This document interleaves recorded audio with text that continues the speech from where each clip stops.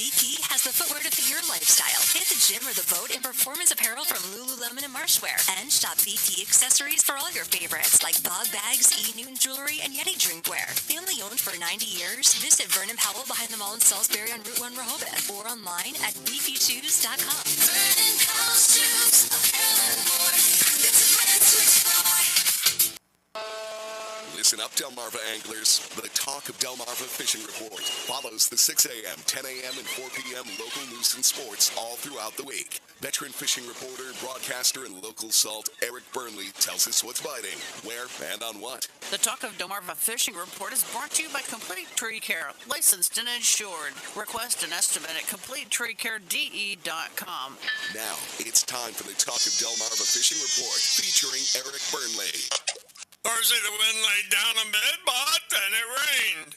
The temperature dropped 20 degrees just to make things a bit more uncomfortable. Dan at Dan's Tackle on Route 1 in Milton had an interesting report. It seems since Tuesday, shore fishermen at Oyster Rocks Road have been catching big bluefish to 13 pounds out of the Broadkill River on cut baits such as bunker or mullet. Over on Broadkill Beach, there are black drum to 35 pounds and big striped bass well above the 28 to 31 inch slot. Both will take sand fleas, while the stripers will also take bloodworms or cut mullet or bunker. Old Inlet Bait and Tackle told us they heard of some short tog caught on sand fleas and green crabs. They also said a few hickory shad were taken during incoming water on shad darts. This is Eric Burnley with your Talk of Delmarva Fishing Report. Broadcasting from the Meineke Car Care Center studio. It's your News Talk America on 92.7 WGMD. The Talk of Delmarva.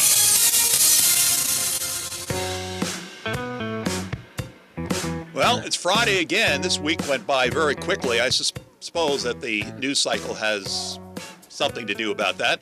I'm your anchorman, Jake Smith, broadcasting live from DS2. We're streaming video at realnewstalk.com, and you can also watch the video that is streamed via Facebook Live as well. We're going to be getting to our next panelist in just a moment, but if you did not hear me when I signed off on the last hour of the radio broadcast, the Trump administration has released the long-anticipated UFO files. Now, I have done a number over the years of shows on UFOs and so forth, and this is not going to be a segment that we're going to be talking about UFOs. However, one thing that surprised me from the release of the files this morning, that Apollo 12 and Apollo 17 astronauts recorded, took film, and called Mission Control in Houston about unidentified flying objects that they witnessed from the surface of the moon. I thought that was very interesting. So we'll be talking more about that in the coming days and weeks. I want to welcome in our first panelist this morning, and we're very happy, pleased to have with us Captain Mark Harris, United States Air Force retired. Captain Harris is the author, Houses of the Holy, A Nightmare Web of Hate, Crime, and Child Abuse. He's a decorated Air Force Special Ops pilot turned whistleblower author whose book exposes, what he describes as a deeply entrenched network of corruption involving government, religious extremists, organized crime, and Freemasonry.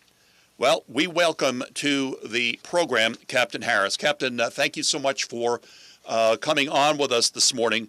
Your book took 17 years to complete. If I may ask, what was it about the story which took so long for this book to be written?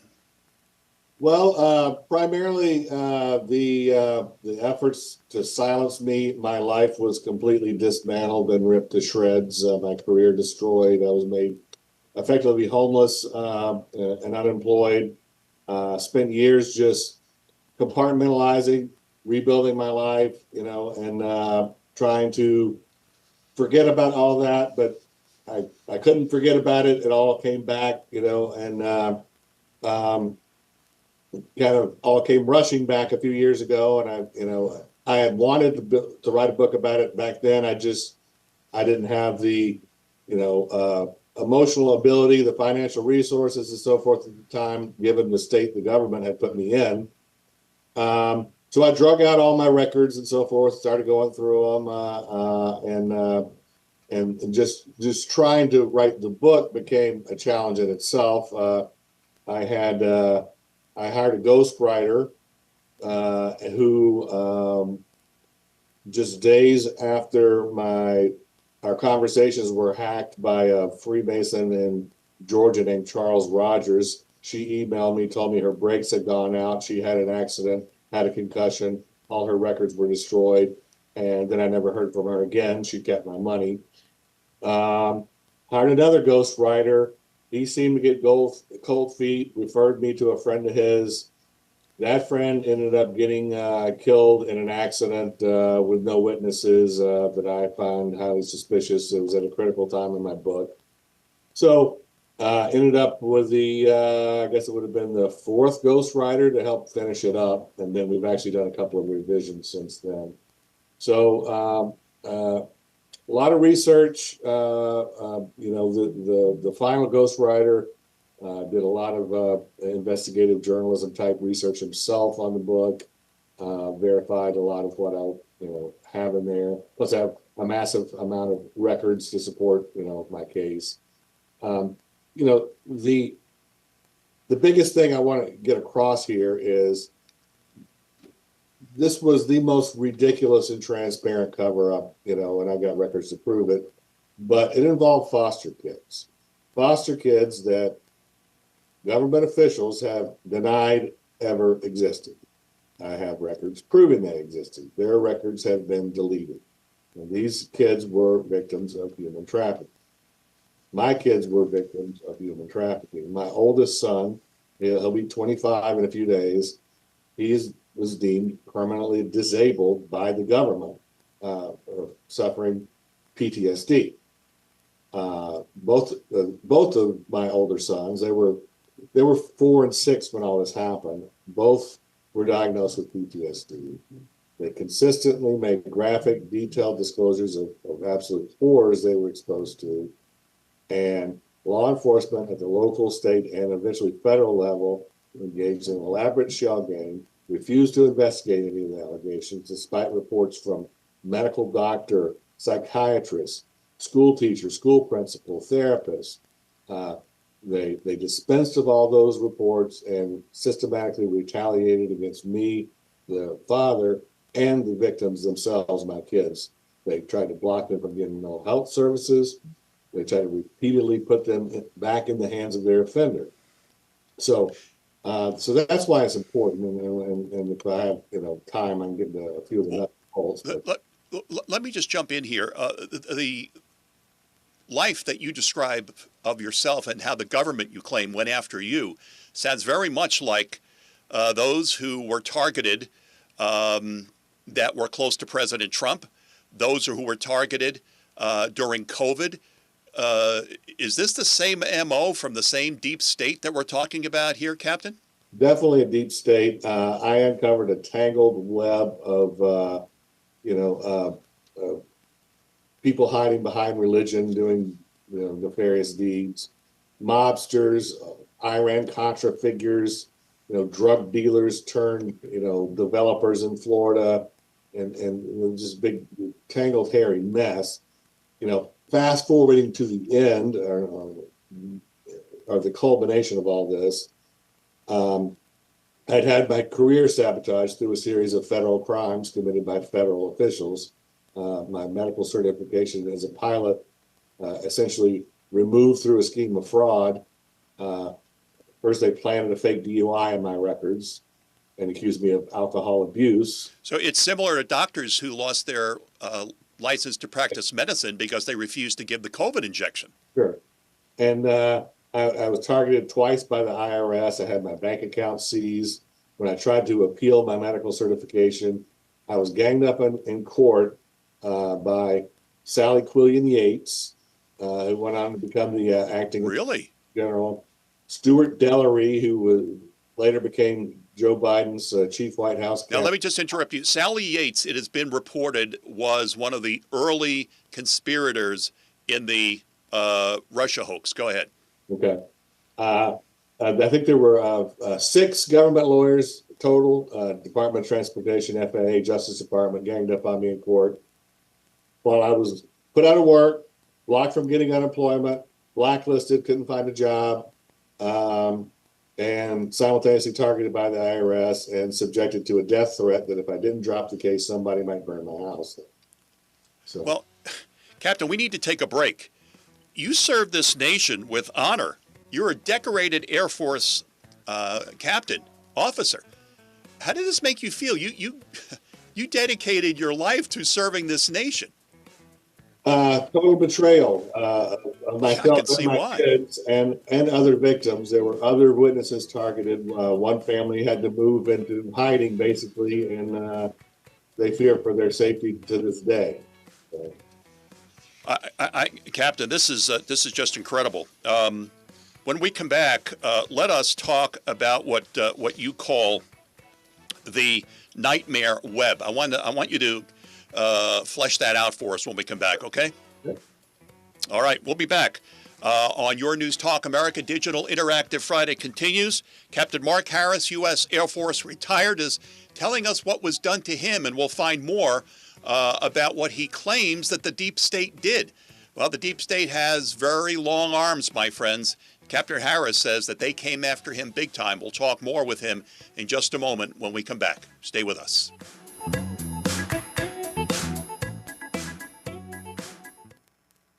Here's a look at your Delmarva forecast.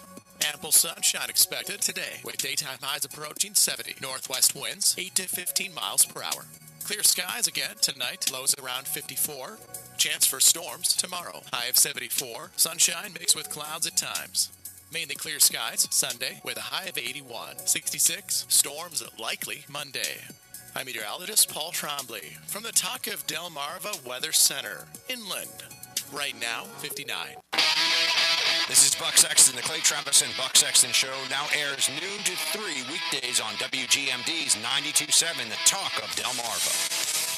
Meteorologist Jason Caterina with your KFC weekend weather update. Saturday will start off breezy in the morning, then it will be mostly cloudy throughout the day with a few showers expected in the afternoon. The temperature will reach a high of 68 degrees. Introducing the KFC $10 bucket of the day deal.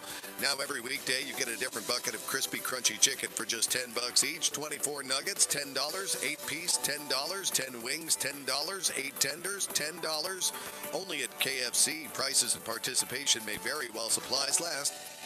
Wesley Financial Group is not a law firm, and Chuck McDowell definitely not an attorney. This is Chuck. If someone talked you into buying something really silly and you want to get out of that silly little thing, my advice is get the facts. Call me and I'll send you our timeshare exit kit absolutely free. Inside, you'll learn how timeshare works and all your options for cancellation. Call Wesley now for your free exit information kit. 800-909-9696. 800-909-9696. Hey everyone, get ready to cruise into the summer with Bell House Medical's top-of-the-line Pride Mobility scooters. Visit our store in tax-free Lewis, Delaware, where we offer a wide range of models with no hidden fees, unlike those tricky websites. Don't let mobility challenges stop you from making the most of this season.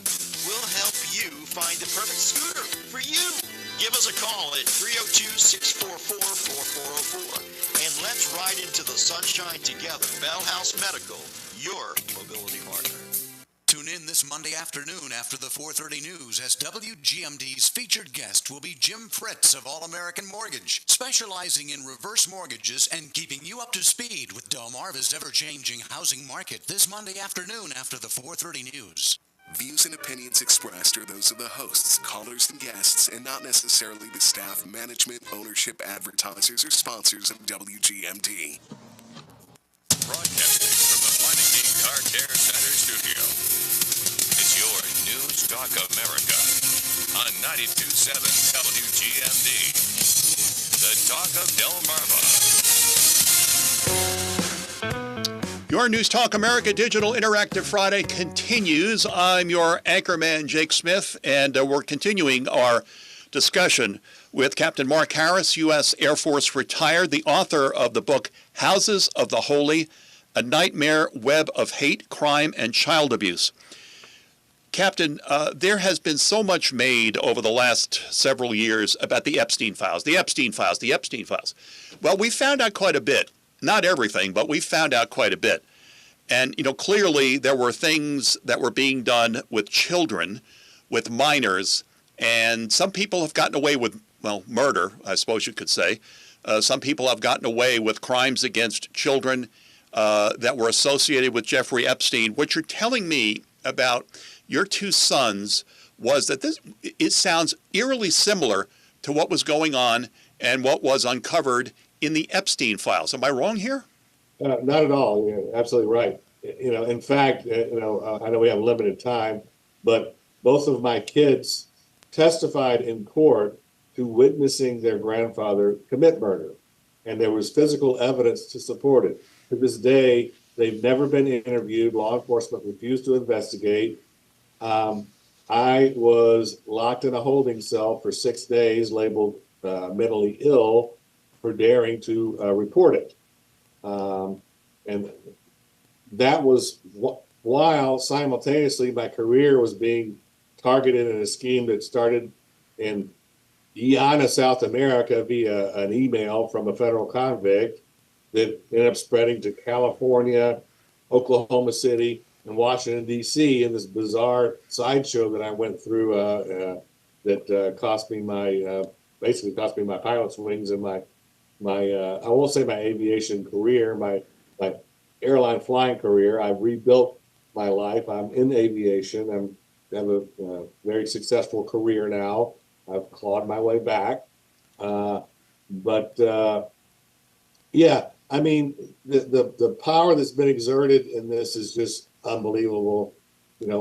My constitutional rights, the constitutional rights of my kids and other witnesses were just absolutely trampled on over and over and over again.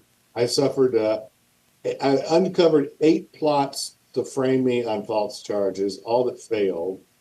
I ended up being subjected to at least half a dozen psychological evaluations, full battery of psychological testing, which I excelled in all those. I submitted to and passed a polygraph. So if I may stop you there, Captain, someone was trying to discredit you so that you would not be taken seriously. Am I correct? Even worse than that, they were trying to discredit my children. They were discrediting my children by discrediting me. The elaborate shell game that transpired here, all these reports from all these mandatory reporters, they claimed I made those reports. I was crazy and tried to frame me on false reporting charges and label me mentally ill, when most of those, I did make some reports that I needed to make, that I was obligated to make, but the overwhelming majority of at least 18 reports regarding my kids that all got buried were made by mandatory reporters. I have in writing from Steve Herm, former Senator Bob Graham's son-in-law, whose wife was a appointee of Joe Biden, claiming nobody made any allegations but me. It didn't matter how many times I provide them the documentation. 3 therapists testified in court. The whole thing is... Well, they wanted you to go away, Captain, obviously, but you weren't. You were persistent. Right, and they buried me, so to speak, in the end. In 2013, I got it from all sides, from the Justice Department, the FAA, the DOT. I was harassed by Child Protection Services and so forth, all simultaneously put out of work. I was granted unemployment. Then before I got my first check, that got yanked. I went to an unemployment hearing. They wouldn't let me produce any records or witnesses and ruled against me. And it's just, and then one agency after another just slammed the door in my face. You wouldn't believe the reports and letters and records that I have of all these agencies lying, spinning, deflecting, stonewalling, and the records have been sanitized. They're law enforcement records, child protection records, FAA records, They've all had incriminating records destroyed and removed. I've got copies of them all, but like I said, they have denied the. Your video just froze there for a second. Captain, you must have some suspicion as to who it was or who it is or what group was trying to silence you. They're trying to obviously protect someone, something, or some group of people, whether it was a group like Jeffrey Epstein, we don't know, but obviously you must have some suspicion at this point of who was really targeting you, no? Well, this gets into the, conspiracy theory land, I suppose. But, what I say is if it walks like a duck and talks like a duck, it's a duck. So, right. So this guy, my ex-father-in-law, convicted in 1986 on federal charges, anti-government charges in Alabama. While he's on trial there, he builds this house in Florida, in Niceville, Florida. The house is built by a Knight Templar Freemason leader. The house is numbered 1118 for the year the Knights Templar were founded. Simultaneously, he enters into corporations with business partners with names like Androgynous, Androgyny, Hidden Tree, Alchemy, Augury, Prescience, Tabula Rasa, all these Aleister Crowley type, Masonic garbage. His brother, Noble's brother, is a practicing witch who makes magic wands and is a follower of people like Anton LaVey and Aleister Crowley and so forth. He has 79 books on his reading list published online, occult books, featuring witchcraft and so forth. And this just keeps going on and on. So what you went through appears to be very dark in its nature.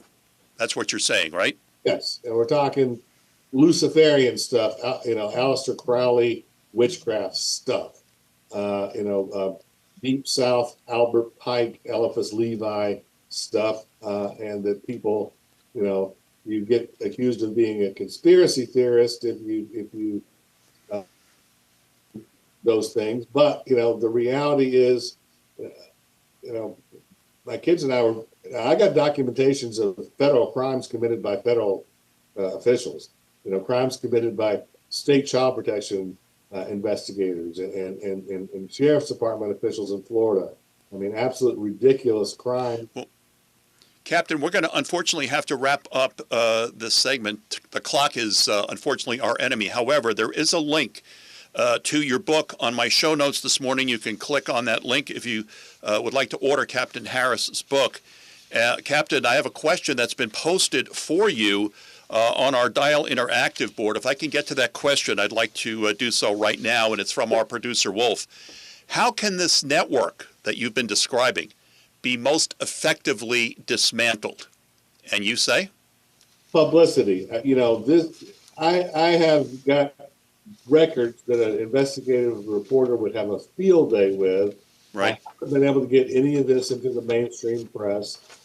I'd love to see a good investigative reporter expose it, or a documentary. I mean, this story needs to be told. I mean, there was a parallel case in Walton County involving foster kids that the neighbors said this whole family vanished in the middle of the night back in 2001, and the kids were never seen again. I want to know what happened to those kids. I want to know what happened. I mean, we know that Joe Biden's administration lost 350,000 kids. And many of those kids, most of those kids, we don't know where they are. We don't know what's happened to them. We don't know whether they've been entered into some sort of slavery. They're working in sweatshops. That is something that the American people need to demand action on. And I think the Trump administration's made headway with finding some of these children. But given the Epstein files and everything else, boy, it is there's something dastardly and evil out there with respect to children, Captain. Absolutely. Captain Mark C. Harris, my friends, again, the book, there's a link to his book on my show notes for today. Captain, thank you so much for coming on and telling us your story. Thank you. Thank you. You're watching YourNewsTalk.com. We'll be back to talk about J.C. Rowling or J.K. Rowling. What am I saying? I said J.C. Rowling. It's actually, is it J.C.? I don't read those books, but perhaps, let's see here. I'm looking on my board and it's not there for some reason. All right, we'll be right back on your News Talk America. J.K. Rowling. It's J.K. Rowling. It just popped into my head there. I don't read those books, but we're going to talk about an author who's done a lot of research into J.K. Rowling, a fascinating woman. We're going to learn all about it on your News Talk America in just a moment. Stay with us. Here's the marine forecast from the Taco Del Marva Weather Center. A small craft advisory will go into effect starting Saturday morning. We'll start off today with northwest winds 5 to 10 knots, becoming south around 10 to 15 knots by afternoon with seas around 2 to 3 feet. Tides for Rehoboth Beach, low tide 7:13 a.m., high tide 1:10 p.m., low tide 7:06 p.m. For Cambridge, high tide 9:11 a.m., low tide 4:11 p.m., high tide 9:44 p.m. The current water temperature is 57 degrees. I'm meteorologist Regina Cole. Hey, it's Rockfish. Tune in this Saturday night at 10 p.m. and Sunday at 3 p.m. for Laugh Smartly to laugh like me and Mrs. Rockfish do on WGMD's 98.5 The Talk of Del Mar. This WGMD Fox Business Update is brought to you by Sussex Environmental Consultants. For a healthy home, call 302-947-1810. I'm Charles Payne, and this is the Fox Business Report. Stocks rallied at the open. Brent crude, the global benchmark for oil, has been trading at or below the $100 a barrel mark, down from recent highs, and the April employment report was stronger than forecast, a sign of resilience in the economy. There were 115,000 positions created last month. The unemployment rate held at 4.3%. Wendy's quarter was upbeat. While U.S. sales are still sluggish, international sales improved, and Wendy's is reporting progress from its turnaround plan, discount meals, and new menu items. Mattel shares opened up 1.5%. A Mattel investor is calling for the toy maker to go private or merge with Hasbro. Hasbro shares are up 0.5%. That's your Fox Business Report. I'm Jenny Cosola. Invested in you. Most investments today feel like second jobs. Real estate, you're a landlord. Stocks, you're a day trader. Crypto, you're a full-time researcher. You've got a life to live. Your investment should help you live it. That's why more Americans are choosing gold. Noble Gold has helped thousands protect their future with real physical gold. Visit NobleGoldInvestments.com to get your free wealth protection kit. That's NobleGoldInvestments.com. Past performance may not be indicative of future results. Investing in precious metals, including gold, involves risks. Consult with your tax attorney or financial professional before making an investment decision. Broadcasting from the Meineke Car Care Center studio. It's your News Talk America on 92.7 WGMD. The Talk of Delmarva.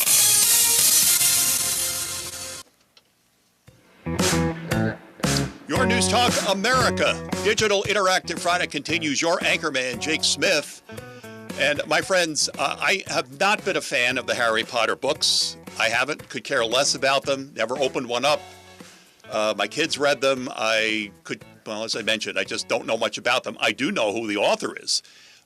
Yes, it was J.K. Rowling. Sorry about that. I just drew a blank. However, Joanne J.K. Rowling is known to readers the world over as J.K. Rowling, author of the best-selling book series of all time. She created the Harry Potter series, my friends. Very successful woman, very successful story. But the woke crowd, both in the UK and in the EU, have tried to silence her. Well, J.K. Rowling has proved to the world that she is not going to be silenced. She's a powerful force in the world, based on the fact that this Harry Potter series has made her very powerful. And they will not. They threatened to put her in jail. They have threatened to do all sorts of things. And I have to tell you, that J.K. Rowling, who lives in Edinburgh, Scotland, she's not taking their crap, and she dared them to put her in prison. And with that, I want to welcome in the author of the book, A Pen to Change the World: The Life of J.K. Rowling, and there's a link on there if you'd like to order the book. I want to welcome in our author, Solomon Schmidt. Solomon, thanks so much for coming on. And I have to tell you, at the outset, I knew who J.K. Rowling was. I knew about her Harry Potter book series, obviously. My kids read the books. But until she started fighting back against the woke crowd, not only in the UK, but across the EU as well, that really put her on the world stage. And I have tremendous amount of respect for her. What say you? Well, thanks for having me on, Jake. It's good to be with you. I say it's very complicated why J.K. sort of inserted herself into this controversy. It ultimately goes back to her childhood, and that sounds probably really Freudian and psychoanalytical, but it starts with this little girl in England who is told by her father that she was a disappointment to him. She was born in the wrong gender. In his view, he wanted a boy. He had a name picked out, Simon John, and they had a fairly dysfunctional relationship growing up, which she's talked about a lot. And when she initially spoke out about this controversy back in 2020, one of the reasons she pointed to for speaking out and feeling very passionately about the transgender question is she said, I believe as a teenager, I could have been persuaded to turn myself into the son that my father openly said he preferred. And that's just to give some folks some biographical background. The really interesting point to me about this whole controversy, Jake, is that you probably know J.K. was the mother goddess of the left. We're talking about a lady who announced that Dumbledore was gay and who had fans weeping in her presence, who was declared the great advocate of rights and causes on the left, who was friends with President Obama, who was donating millions of pounds to left-wing organizations and political organizations in the UK. This is someone who deliberately, knowingly tanked her legacy and much of her influence among the people who had worked with her, loved her, adored her. And one of the main questions to me as I wrote this book was, why the heck did she do that? And she didn't want to be told how to think or what to do, correct? Right. Well, you would think that would be part of it. Another aspect of it is much more sinister from her perspective. She saw women in her life being physically assaulted. I mean, people she could read about in the news being physically under threat. And then she, of course, became under threat herself. The amazing thing is, the terrible thing is, this is a lady who was once on Twitter attacking Donald Trump vehemently all through the late 2010s. Her death is now called for in the same breath as Donald Trump. And again, this is someone who's very much on the left. I wrote about someone like this previously. I did a book on Alan Dershowitz called Legal Gladiator. Same kind of situation. Democrat his whole life on the left side of the aisle, supporting abortion and left-wing social and economic policies, always voting on the left, and deliberately, knowingly tanking his reputation and influence among the left. And of course, the question is, Professor Dershowitz why? Professor Dershowitz appears on this program on a regular basis. So he gave up everything. His friends have given up on him. He's now a registered Republican. Right. He can't even go to Harvard and speak anymore. He gets attacked. His own university. He can't even go anymore. Oh, it's mind-boggling, and examples like that abound with J.K. in England. For example, she went to school at Exeter University. She was a real mediocre student. It's interesting because for a long time, J.K. Rowling was a totally unimpressive person. She is someone you would have met and interacted with and just not found impressive in any way. She was this geeky, quirky person who secretly in her private time, as a hobby, was writing these stories about this boy with a lightning scar named Harry. No one cared. No one knew. She only told a couple people because she was really self-conscious. She went to work at her office in London during the day. Then she went and moved to Porto, Portugal after her mother died, and she was devastated, got herself into an abusive marriage. But all the while, through poverty, through welfare, through single motherhood, she was on the side over years, creating Hogwarts and all the creatures and place names and plot lines. And so back to Exeter University. She's a mediocre student, getting drunk at nights, walking through town with her friends, singing Aretha Franklin songs at the top of her voice. Just a mediocre student. And yet 20, 30 years later, she's the best-selling author in the world. Her university honors her, gives her an honorary degree, and they put her picture up right next to Charles Dickens in the pub that she had been drinking with her buddies or her friends 20, 30 years previously. Well, now you can't find that picture anymore. It's gone. That picture is gone. So she's persona non grata in that pub, oh, huh? Oh, sure. Yeah, absolutely. Well, and they feared that it would be vandalized. Her handprints in the Edinburgh Walk of Fame had red paint splashed over them to indicate blood. Come on. Harry Potter has been removed from a lot of bookstores, and much more serious things. She gets credible death threats on her life. There were people who showed up at her property in Edinburgh, figured out where it was, jumped the fence, threatened to kill her and her family with a pipe bomb, posted instructions on how to make a pipe bomb with her personal address where her kids live next to it, and the police had to come after these people. This is someone whose kids are being attacked. She lives, with, as far as we can tell, security. She goes around with bodyguards everywhere. I mean, she put her life on the line doing this. That's not an exaggeration. Solomon Schmidt is joining us. Solomon is the author of A Pen to Change the World, The Life of J.K. Rowling. And I have a question that's been uploaded to our Dial Interactive board from one of our listener producers, Vanessa, and she asked you, is it true that J.K. came up with the Harry Potter storyline by telling her children bedtime stories that she made up? Do you know what? That is partly true. There's a lot of legends around J.K. that are half true, half apocryphal. Okay. The truth is she was reading Harry Potter to her young daughter when she was growing up, but she developed the plot line of the series before her first child was even born. The story of Harry Potter came to her on a train in 1990. She had this picture of a boy, scrawny boy with black hair and a lightning bolt scar, and she wanted to figure out where that boy came from. And over the next 17 years, she would write this 7-book series. But the main catalyst for this series' entire overarching plot line, which is Harry having to face and confront his own death and take on the Dark Lord and vanquish the forces of evil, that all came in a large extent from her mother's death, which happened just about 6 months after that train journey where she had the idea for Harry Potter. And J.K. tells us that after her mother died at 45 of MS, a really tragic situation, J.K. says everything deepened and darkened in those series. And suddenly Harry being an orphan took on a whole new meaning. Him having to confront his death and face down Voldemort took on a whole new meaning. So there was a lot of her life in Harry Potter. Absolutely. She told Oprah that her mother's death is on every page of the Harry Potter series. It's an incredible. The Harry Potter series is incredibly emotionally linked to J.K. Rowling's her soul. I mean, it's not too strong to say that. She herself has opened up about that. The Dementors in book 3, these creatures, these hooded, cloaked figures who terrorize Harry, says that those came from her years living in a small apartment in Edinburgh and dealing with depression after her first husband domestically abused her, and she ran back to the UK to save herself and her kid.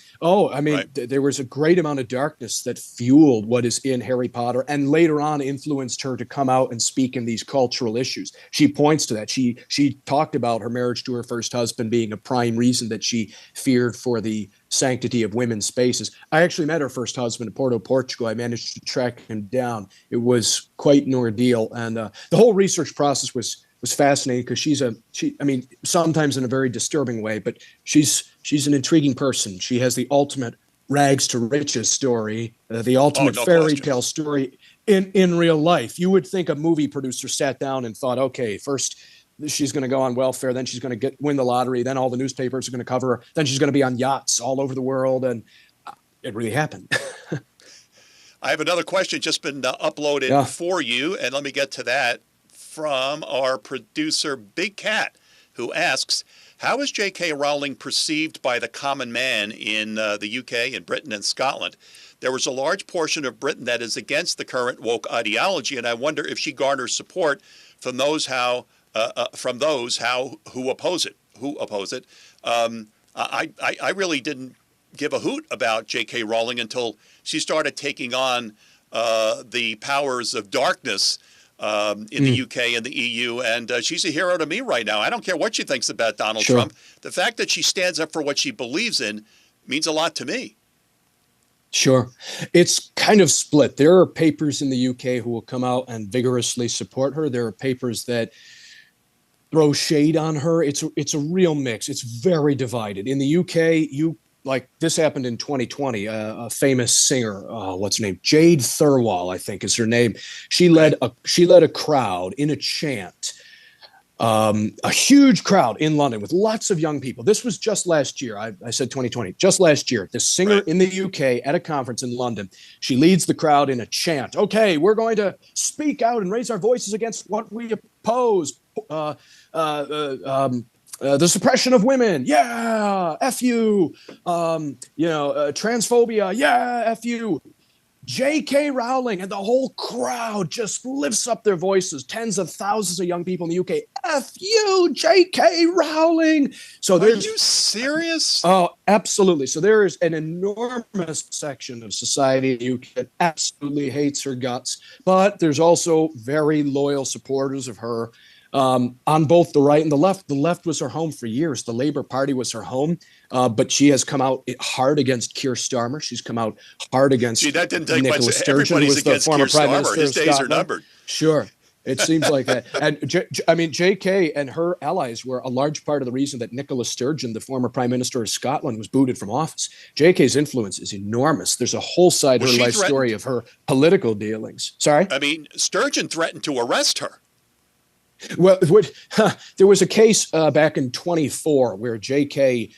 deliberately went out of her way to try and violate a new hate crime law, and there was debate about whether or not she was had actually broken the law and was worthy of prison. Of course, what you would expect happened, which was the people who were on the anti-side said, no, you're misunderstanding the law. It doesn't really say you have to go to prison. And the other people were saying, you're just scared of her because she's J.K. Rowling. Right. And so there's debate about that. The law said that if you were guilty of abusive or threatening language, I believe that's right, abusive or threatening language, that you could potentially face up to 7 years in prison. And people on JK's side of the aisle said, what the heck does abusive mean?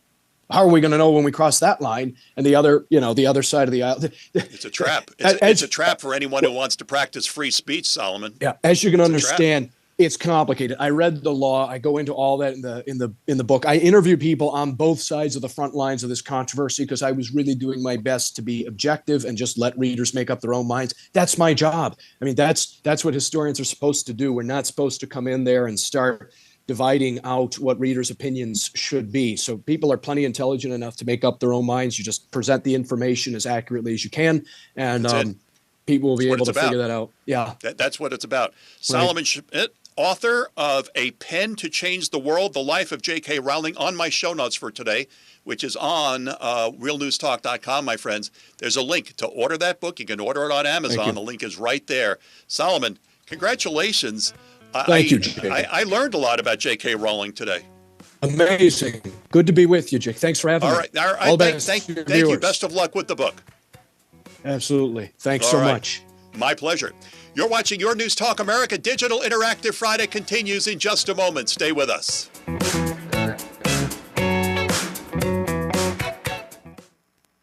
Here's a look at your Delmarva forecast. Ample sunshine expected today with daytime highs approaching 70. Northwest winds 8 to 15 miles per hour. Clear skies again tonight, lows around 54. Chance for storms tomorrow, high of 74. Sunshine mixed with clouds at times.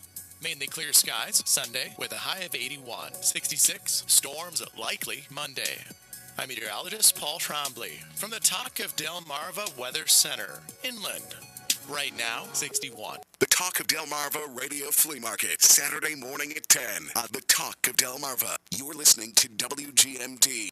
This is a special alert to all Americans who own a vehicle with less than 200,000 miles with an auto warranty about to expire or with no warranty coverage at all. Due to a decline in the economy, CarShield is announcing a low-cost month-to-month vehicle protection plan that is now available to the public to save any driver out-of-pocket expenses on future auto repairs. Call now to find out how you can pay almost nothing for covered auto repairs. Yes, you heard that correctly. Pay almost nothing for covered auto repairs. An open phone line has been established for all drivers to call for a free quick quote. Call 800-869-2045 now. Drivers who are covered will not have to pay for covered repairs again. This protection plan is at an all-time low. Additionally, drivers who activate this vehicle protection today will also receive free roadside assistance, free towing, and car rental options at no additional cost. Call us for your free quick quote today. 800-869-2045. That's 800-869-2045. What do you have to lose? Call 800-869-2045. Again, 800-869-2045.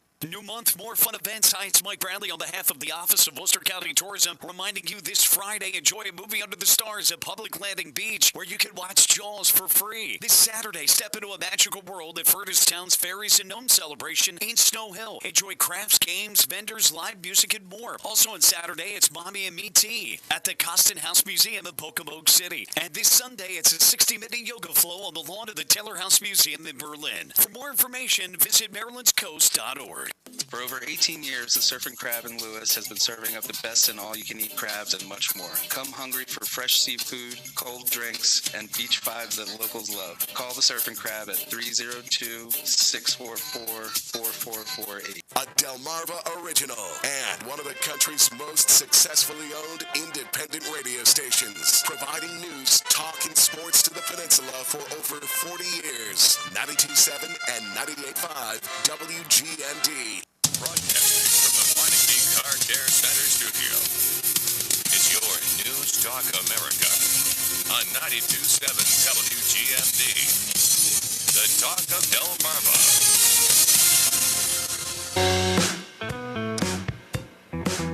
All right, Digital Interactive Friday continues. It's going to be one of those days, my friends, as far as the news is concerned. Let me get to this story because this is breaking news as it's unfolding right now. I want to get it to you. Ken Cuccinelli, his office just contacted me. He's canceled for today. Here is the reason why. Ken's going to have a news conference in just a few moments instead of being on with us. And I'm just going to read this right off the... here it is. Okay, the Virginia Supreme Court on Friday invalidated a new voter-approved redistricting map, delivering a significant victory for Republicans in the state ahead of the fast-approaching 2026 midterms. Wow. The Republicans won. We usually lose these cases, but Republicans won. And here's what the Supreme Court of Virginia, the Commonwealth of Virginia, said in its decision, my friends. We hold that the legislative process employed to advance this proposal violated Article 12, Section 1 of the Constitution of Virginia. The Virginia Supreme Court said in its ruling, this constitutional violation incurably taints the resulting referendum vote and nullifies its legal efficacy. There you go. So...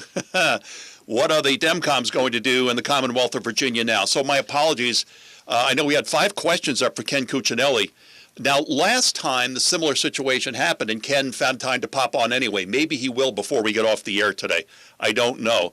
But that is very interesting. So the map that the Virginia voters went and approved, the method that the Demcoms used to get to that voting date was basically found unconstitutional, which means the referendum itself was unconstitutional. All right, there you have it. All right, I want to welcome to the panel our first-time panelist today. His name is Martin Moyer. Martin is president of the Christian Action Network, and he is here to tell us why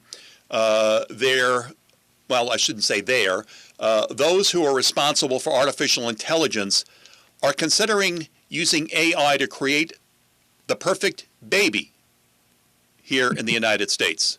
Mr. Meyer, tell me if I am wrong here about what I just said. Well, you're absolutely right. And Jake, thanks for having me on. And thank you. I want to say our organization is based in Lynchburg, Virginia. So the news that you just delivered is great news to our ears. And I just can't imagine all the money that was spent if you lived in this state, tons of millions of dollars for this referendum that was basically not needed to spend at all, right? So, yeah, so there are several tech leaders now in the AI who are very concerned about the intelligence that will soon come to artificial intelligence. And they think that it could pose a danger to humanity. Now, to solve that, now this is interesting, they think we need super babies. We need more intelligent babies out there to be able to handle the intelligence that's coming our way. So they want to bioengineer embryos to become more intelligent in the future. And we have to question whether or not this is even possible or a moral solution to what is facing this country as artificial intelligence continues to gather steam. You say, for the information that I received, for years, Silicon Valley's most powerful men have told us that artificial intelligence would transform the world. Now, according to a stunning investigation by Mother Jones, some of those men, same men, appear to be funding something that sounds straight out of a dystopian novel. Technologies designed to help parents select, optimize, and one day perhaps genetically engineer their children.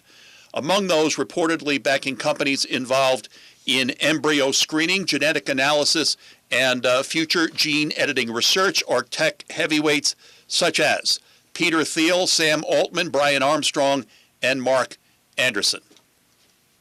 Yeah, pretty big leaders in the tech world. And so what we're looking at is a new form of eugenics out here. So we're going to look at embryos and we're going to decide whether or not we can make them smarter or whether they're going to be smart enough to exist in a world of artificial intelligence. And you also have to wonder, what is the danger to humanity? Because that's what they say, whether or not humans can be able to confront and be smart enough to confront the upcoming dangers of artificial intelligence to humanity. And yet they don't tell us what those dangers are going to be. Because they don't know. Our imagination. Martin, they don't know what those dangers are going to be. The race for AI, the race for AI dominance in the world is such that we don't know where we're going, but someday we're going to get there. Now the question is AI going to turn into, for the world, invariably an antichrist? Well, the infrastructure is being set up through artificial intelligence. You can consider it like this. The Antichrist is supposed to be able to rule the entire world. That would be over about almost 200 countries around the world. How are you able to do that if you do not have artificial intelligence and its super intelligent way of monitoring and dictating to the world what policies, regulations, and how people should live, including whether they should be able to buy or sell? Now, also, artificial intelligence could recommend an end to a pregnancy based on the information that it's providing. This is not up to the standards that we are saying babies should be born under. So this pregnancy should be terminated. How about that? Well, yeah. So the way artificial intelligence is developing, it can actually look at a sonogram and be able to determine whether or not this baby has worth for the coming world that it's going to live in. And these are a lot of moral questions. And unfortunately, there's not an ethics committee anywhere in the country set up to be able to say, hey, big shots over there at the AI tech company world, here are your limits. Here's where you cannot go. And so what these people are looking at is how much money I can make on artificial intelligence. And the hidden signal that they're telling us is that we are going to develop AI to a point where it becomes a danger to humanity. Why? Because it's going to make money for us. Now we're going to throw out some solutions.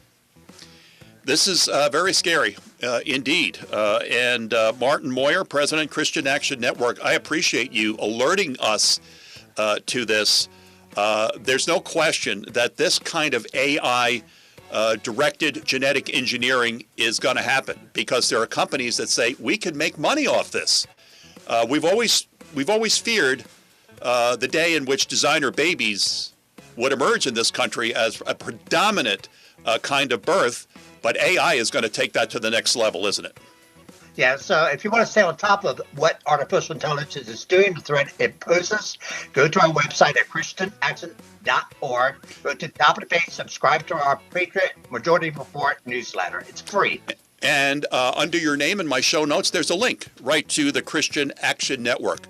Martin Moyer, thank you so much for coming on Your News Talk America Digital Interactive Friday. Thanks for having me on. I really appreciate it. Bye-bye. All right. You're listening to Your News Talk America. Back after this without Ken Cuccinelli.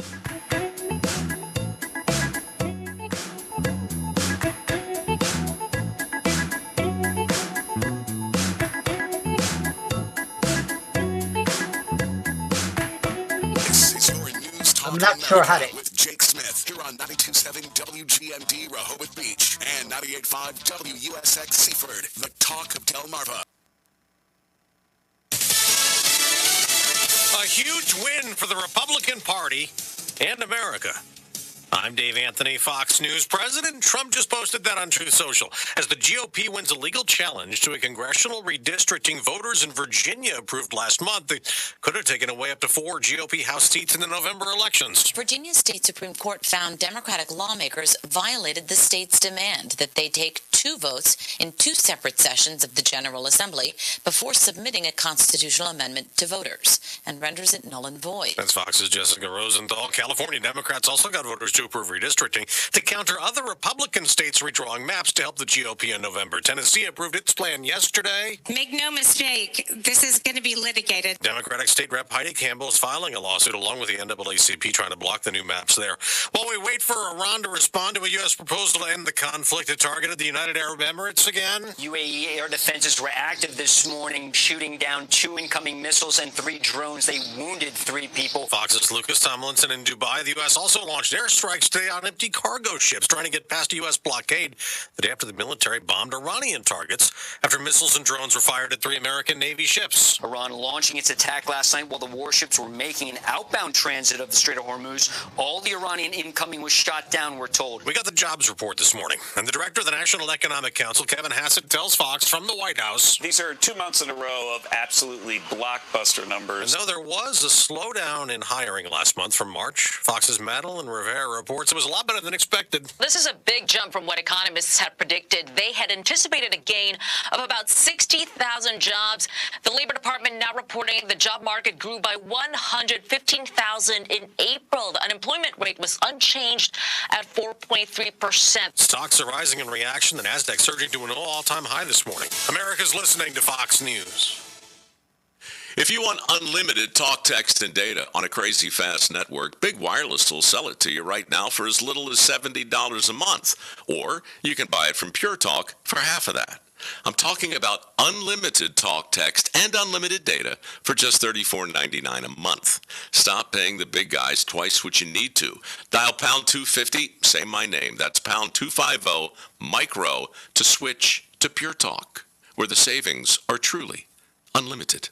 My name is Whitney Allen, and I'm a widow. My husband, Ryan, died. We never thought we'd ever have to use life insurance, but the unexpected happened. With Ethos, signing up was fast and 100% online. You can get a quote in seconds, apply in minutes, and get same-day coverage. No medical exams, and you can get up to $3 million worth of coverage. I'm grateful we were prepared. Get your free quote at ethos.com/term. That's ethos.com/term. Paid spokesperson. Time spent on application may vary. Online health questions required. Delmarva's home for local news, 92.7 and 98.5 WGMD, the talk of Delmarva. The news is brought to you by Wings to Go Long Neck. Open every day at 11 a.m. Order on DoorDash or call 302-947-9444. Polls are open in Ocean City today with 2 open seats created by resignation of council members Tony DeLuca and Larry Yates. Voters will go to the polls at the Roland Powell Convention Center until 8 p.m. tonight at the Dockside Exhibit Hall. Free bus service to the polls being offered, including ADA transportation for qualified riders with advance reservations. The council's been operating the past several months with only 5 members.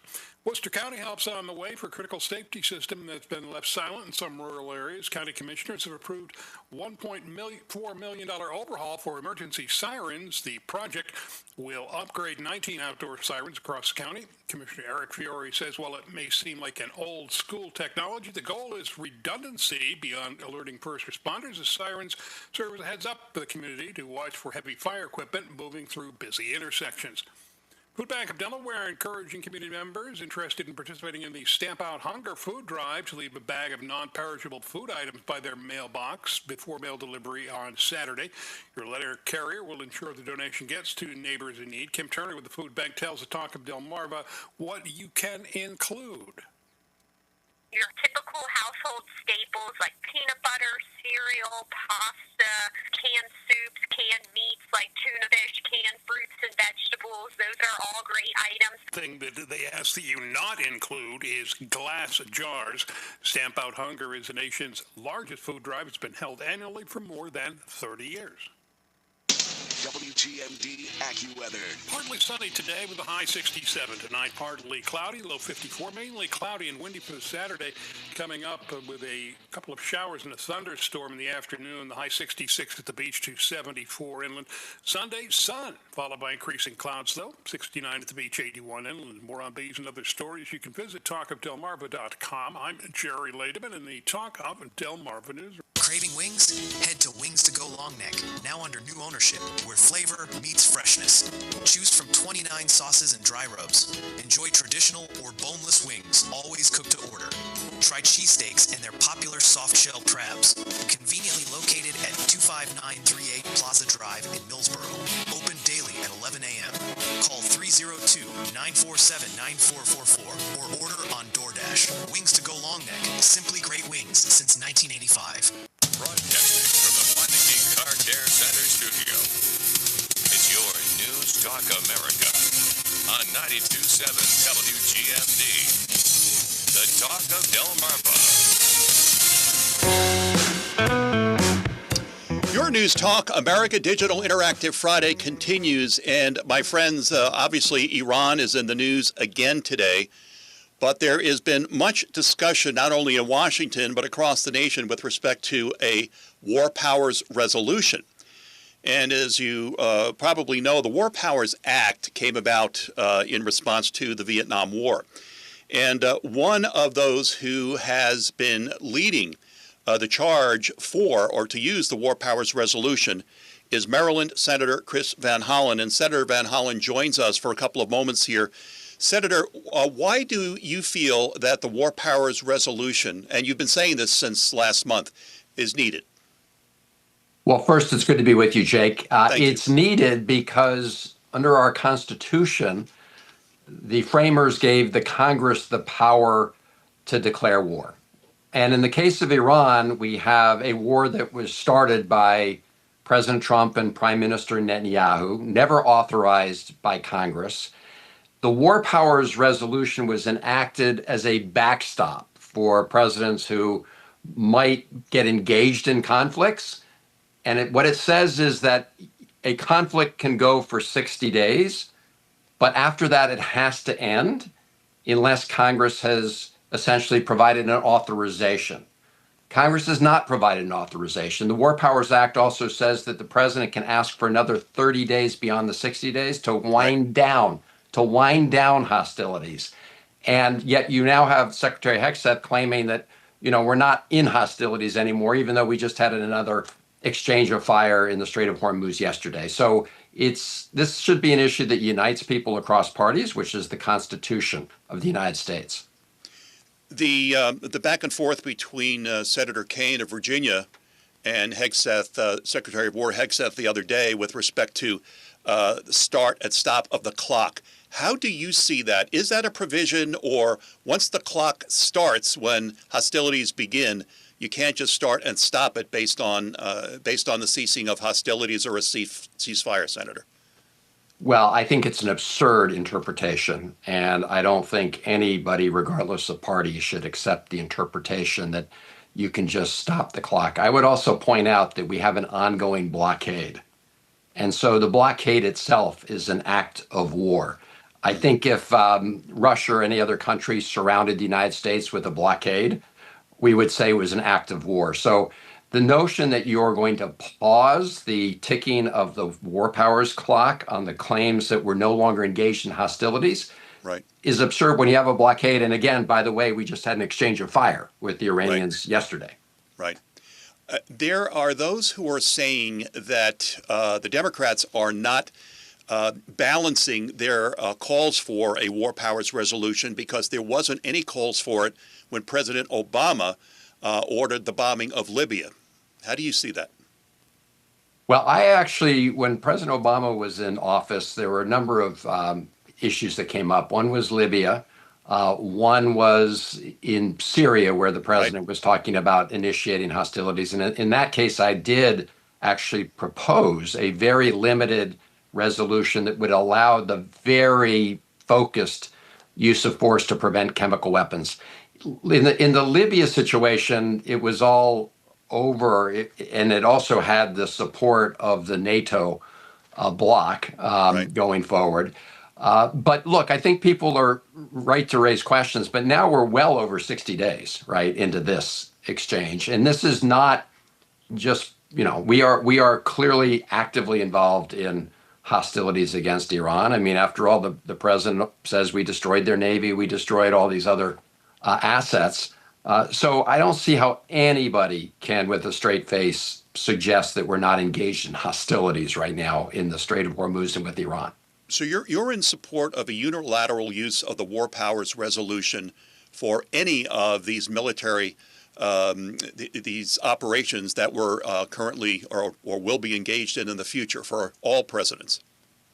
Yes, the short answer is yes. The War Powers Resolution, as you know, is a standing resolution. What is it?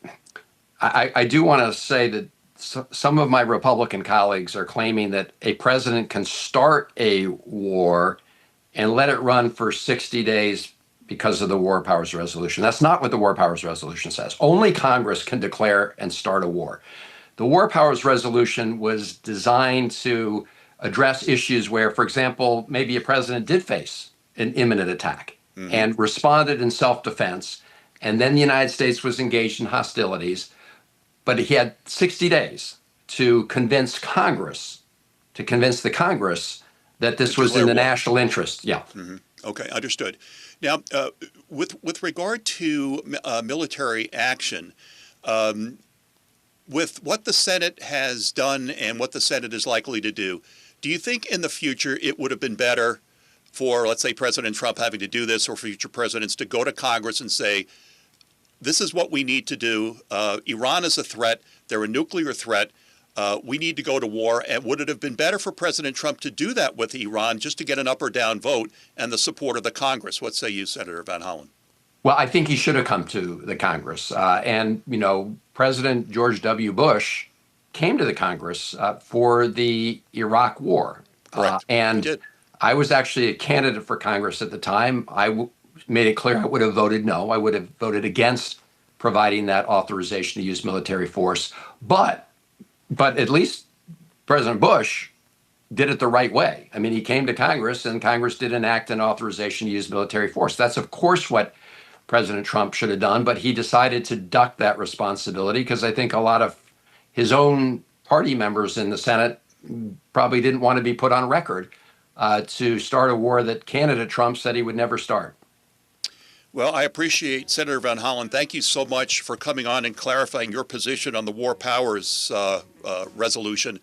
I'm a Republican voter, but I believe that the president should have gone to Congress, gotten an up or down vote.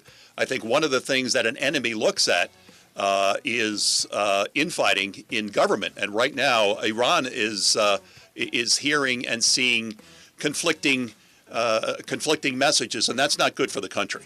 I agree with you. I think that's the right way for presidents of either party to do it. And right now, of course, the overwhelming majority of people in the country are opposed to this war.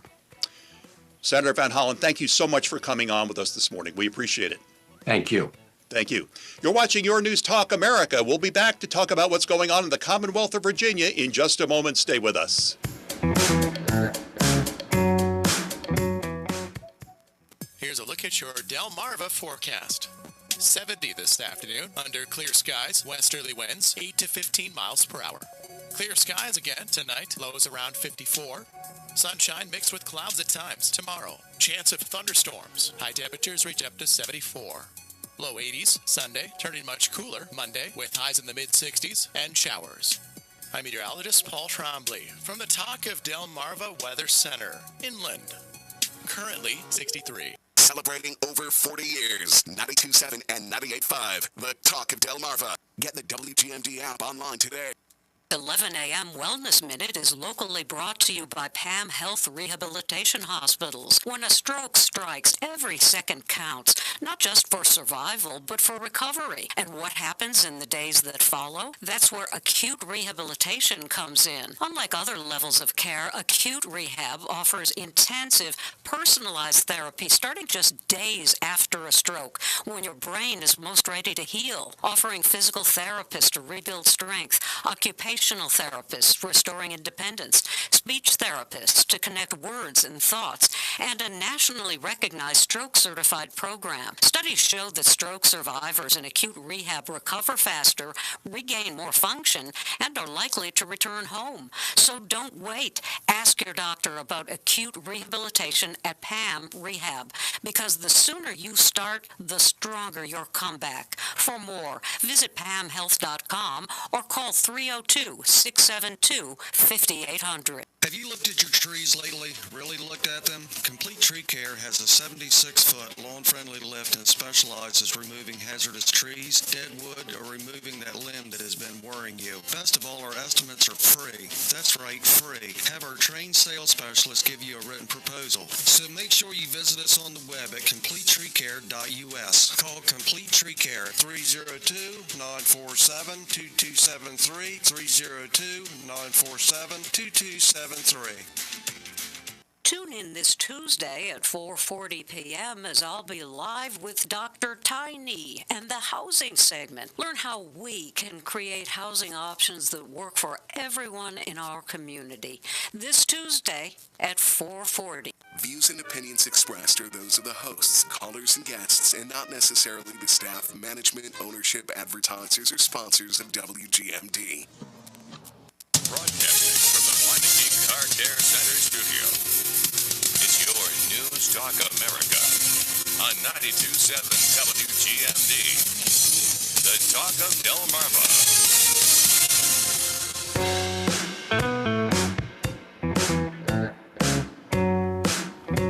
All right, we're back. DS2, your News Talk America.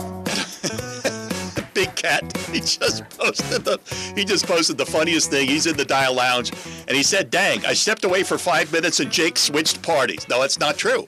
But Senator Van Hollen has been one of arguably the most loudest voice among U.S. senators for the War Powers Resolution.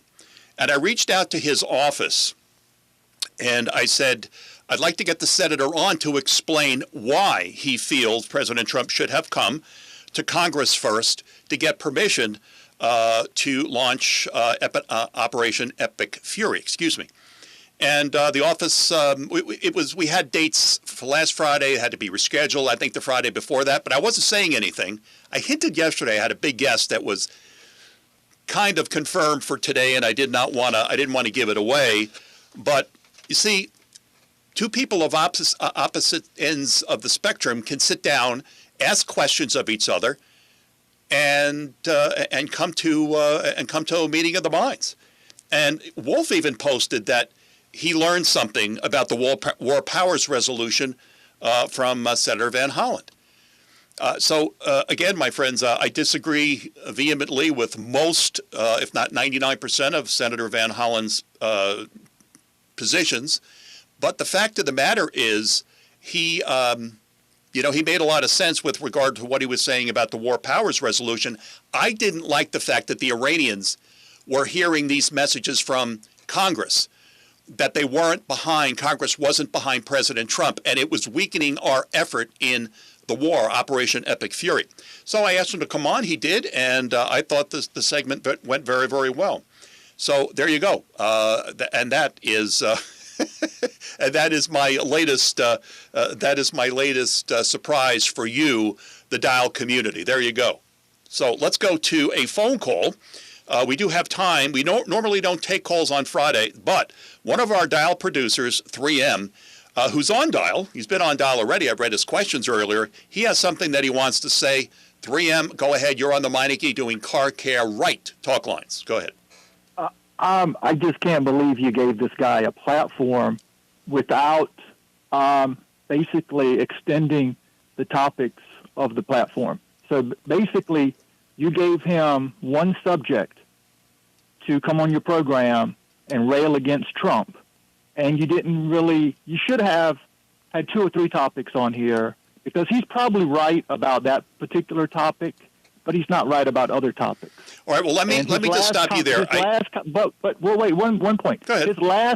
His last topic. I mean, his last sentence he said before he went off the air is that the majority of Americans do not want this war, and then you should have countered with saying the majority of Americans want the Save American Act and want voter ID.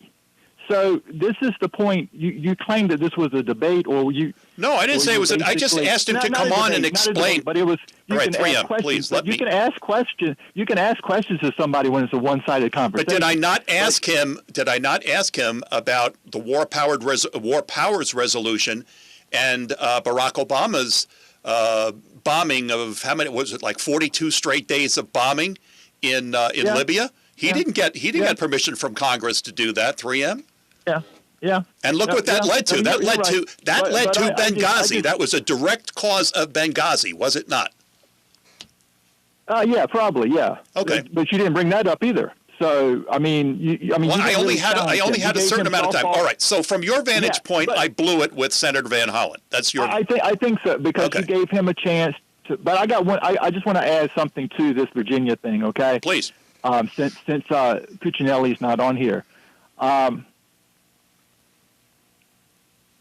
Wait, let me find the question. Okay, so basically, one of the questions I had on here for all right, I'm going to pull it up. You say gerrymandering is wrong when done by the legislative branch, but this Virginia vote basically allows for mob rule to strip the minority rights to representation away. What would the founders have thought of that? Go ahead. And I think the Virginia Supreme Court saw this. I mean, basically, they were thinking the same way I'm thinking, that they basically allowed mob rule to take away the voice of the minority by stripping all the districts away from them. And I'm telling you, this gerrymandering is going to come back to haunt all of us. Agreed. Whether it's red states, blue states, anyway. They need to come up. This is the problem in our country. We have to come to common sense solutions on everything. And until the President of the United States, whether it's Stephen A. Smith or Donald Trump or whoever it is, needs to sit down and say, we got to come to common solutions on everything.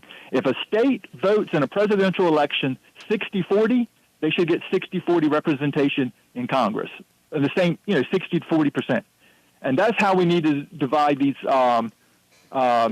representative districts. If not, they're going to continue to be gerrymandered in California, in Texas, and North Carolina, and it's going to harm America because basically it already has. Supposed to be a the gerrymandering already has harmed America, 3M. It's just going to get worse. Exactly. But the problem is that we're in a representative form of government. If they would have taken my district away in Maryland and gave it to the Democrats, we would have been totally a Democrat state, and it would have harmed my voice.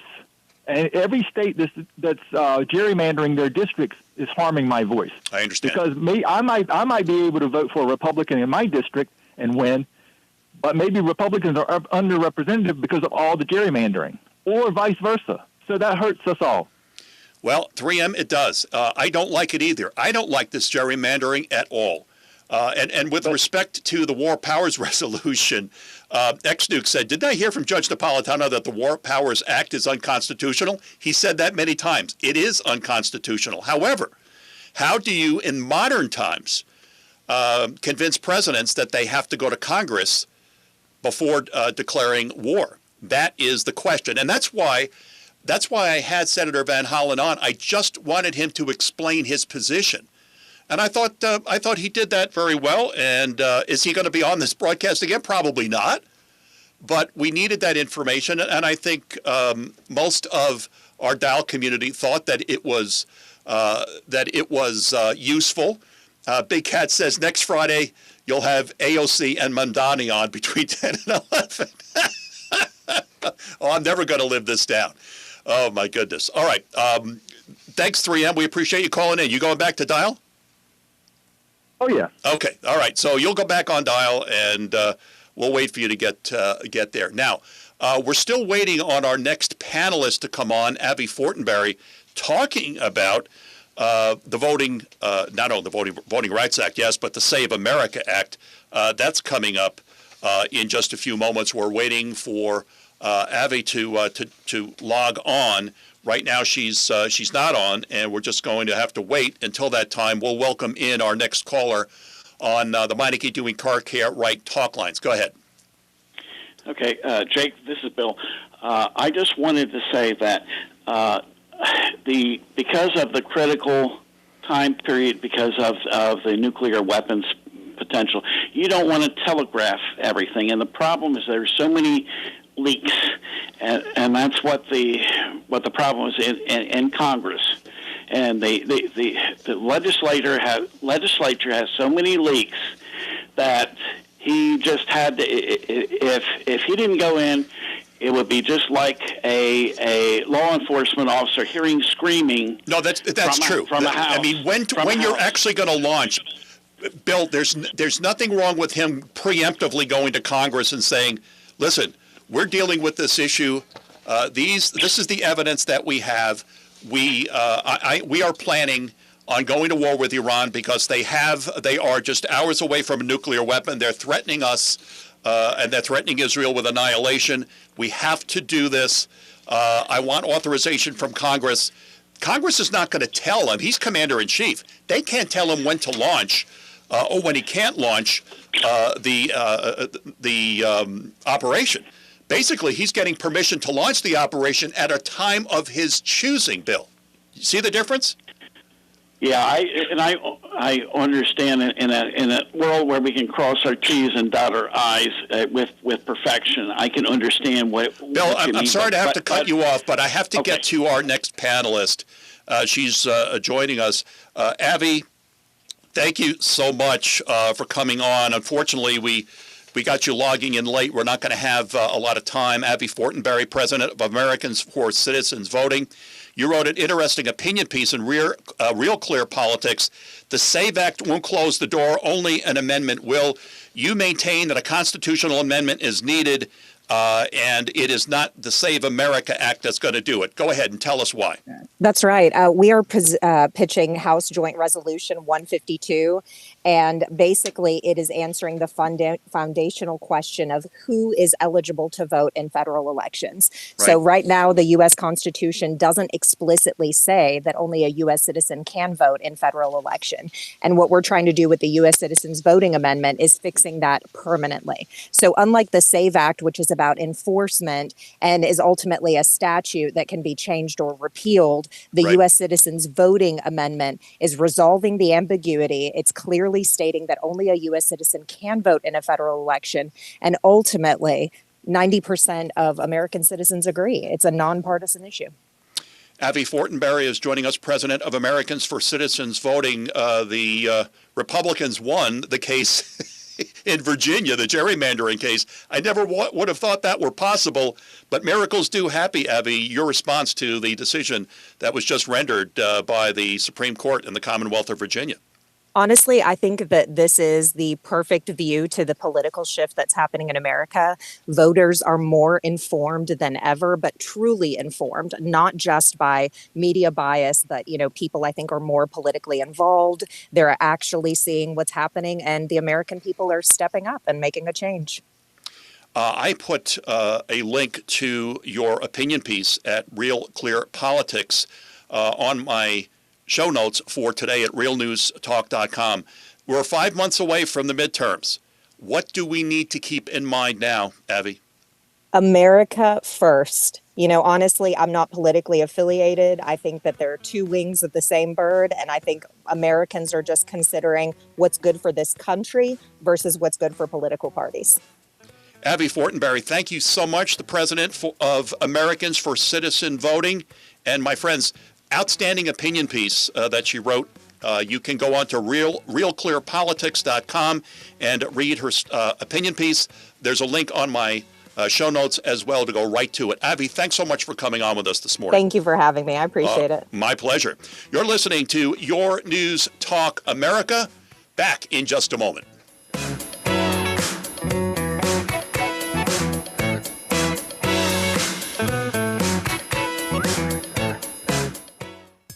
marine forecast from the Taco Del Marva Weather Center. A small craft advisory will go into effect starting Saturday morning. We'll start off today with northwest winds 5 to 10 knots, becoming south around 10 to 15 knots by afternoon with seas around 2 to 3 feet. Tides for Rehoboth Beach, low tide 7:13 a.m., high tide 1:10 p.m., low tide 7:06 p.m.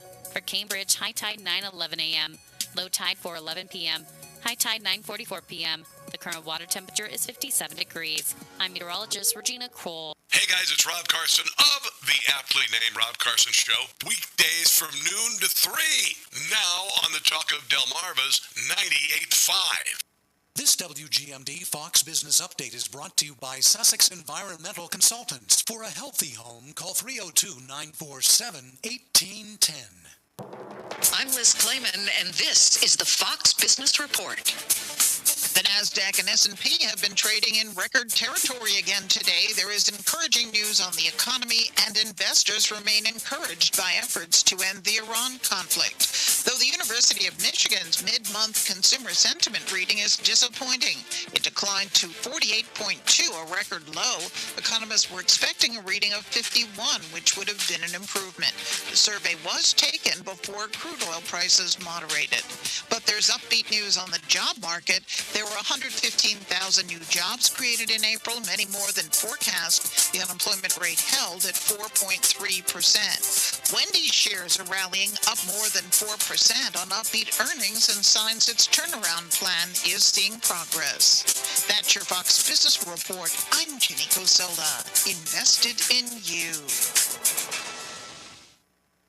Most investments today feel like second jobs. Real estate, you're a landlord. Stocks, you're a day trader. Crypto, you're a full-time researcher. You've got a life to live. Your investment should help you live it. That's why more Americans are choosing gold. Noble Gold has helped thousands protect their future with real physical gold. Visit NobleGoldInvestments.com to get your free wealth protection kit. That's NobleGoldInvestments.com. Past performance may not be indicative of future results. Investing in precious metals, including gold, involves risks. Consult with your tax attorney or financial professional before making an investment decision. Broadcasting from the Meineke Car Care Center studio. It's your News Talk America on 92.7 WGMD.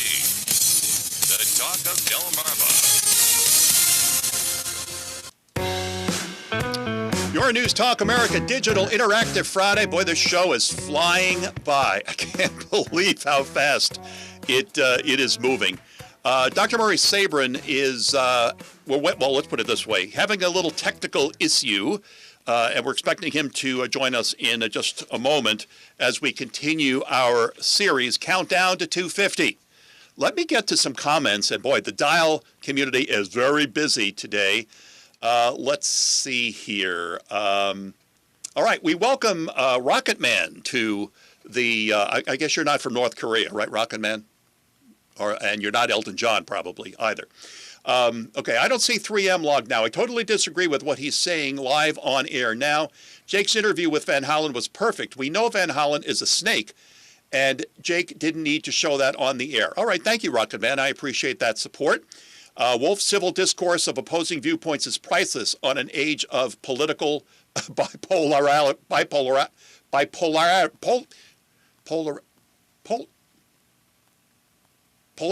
Is that it? Oh, it should be polarity. Bipolarity. I think that's what Wolf was trying to say. Okay, I got it down.